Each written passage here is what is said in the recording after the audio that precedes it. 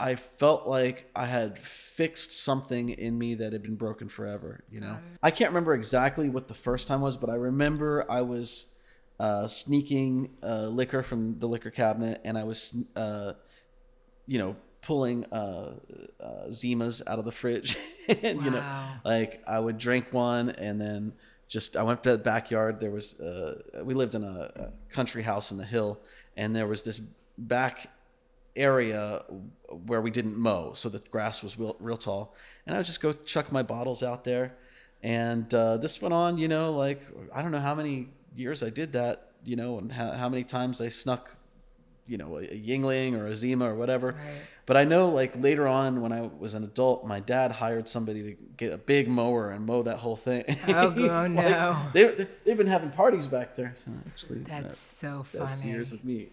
So 13, you would say, is when you had your first drink?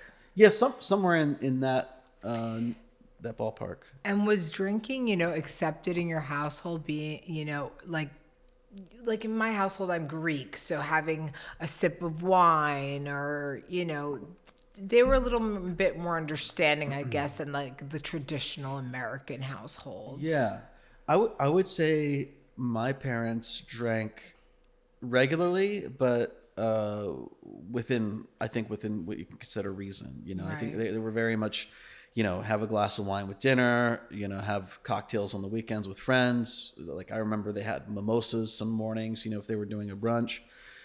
So, I mean, they drank. I don't really remember in my childhood too often seeing them drunk or anything, like, Excessive. yeah, where I thought it was, Right. out of control.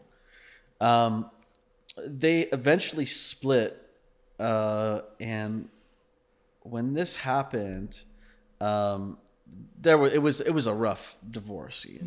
I won't go into the details on that, but I know my dad was having a party at his place, and he bought a pool table, and he had all the guys over, and some of them started sneaking me shots of something called Tarantula.